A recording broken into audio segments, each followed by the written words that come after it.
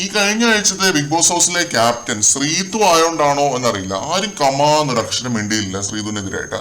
നീതി ദേവതൈ, മക്കൾ തലേവി എന്നൊക്കെ പറഞ്ഞ ഒരേ ബൊക്കേടിയായിരുന്നു ലാലേട്ടനടക്കം. എനിക്കാണെങ്കിൽ ചൊറിഞ്ഞു വന്നു. കാരണം നമ്മള് ഈ ആഴ്ചത്തെ ലൈവ് മൊത്തം കുത്തിയിരുന്ന് കണ്ടതാണ്.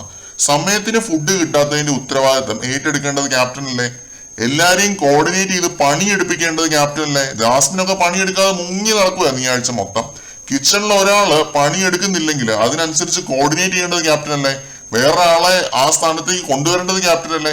ഈ കാര്യങ്ങളിലെല്ലാം ശ്രീതു അട്ടർ ഫ്ലോപ്പ് ആയിരുന്നു ഒരു ക്യാപ്റ്റൻ ആയിട്ടിരുന്നിട്ട്. പിന്നെ ക്യാപ്റ്റൻ ആവുന്നതിന് മുമ്പുള്ളതിനേക്കാൾ എല്ലാ സ്ഥലത്തും എത്തി എല്ലാ പ്രശ്നങ്ങളിലും ഇടപെടുന്ന ഒരു ക്യാപ്റ്റനെ നമ്മൾ കണ്ടു. അതൊരു ക്യാപ്റ്റൻ എന്ന നിലയിൽ കൂടുതലും ശ്രീതു ആക്റ്റീവായി എന്ന് വേണം പറയാനായിട്ട്. ആ രീതിയിലൊക്കെ നല്ലതാണ്. പക്ഷെ ശ്രീതുവിന് സംഭവിച്ച മിസ്റ്റേക്സ് ഒന്നും ലാലേട്ടൻ ചോദ്യം ചെയ്തിട്ടില്ല.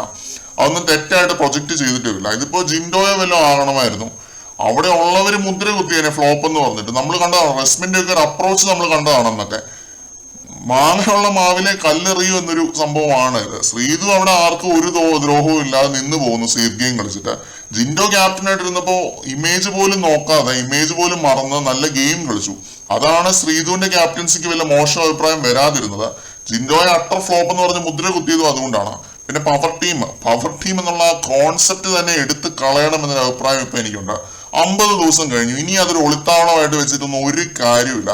ശാന്തിയും സമാധാനവും വേണമായിരുന്നു ഈ ഒരാഴ്ച എന്ന് ശരണ്യ പറയുവാണ് ലാലേട്ടനടുത്ത്. ശാന്തിയും സമാധാനവും കിട്ടാൻ അവിടുന്ന് ഇറങ്ങിപ്പോയി വല്ല മലയിടുക്കിലും പോയി തപസ്സിരിക്കുക ചേച്ചി. ലാലേട്ടൻ ഇരുന്നിട്ടുള്ളതാണ്, പുള്ളിയോട് ചോദിച്ചാൽ മതി, പുള്ളി പറഞ്ഞു തരും ശരണ്യക്ക്. ശാന്തിയും സമാധാനവും കിട്ടാനാണ് ബിഗ് ബോസിൽ പോയത്, മനുഷ്യനെ ചിരിപ്പിക്കാനായിട്ട്. ഇമാതിരി ഡയലോഗ് അടിക്കൊന്നും ലാലേട്ടൻ തിരിച്ചൊന്നും പറഞ്ഞില്ലതാണ് എന്നതാണ് എന്നെ അലോസരപ്പെടുത്തുന്നത്.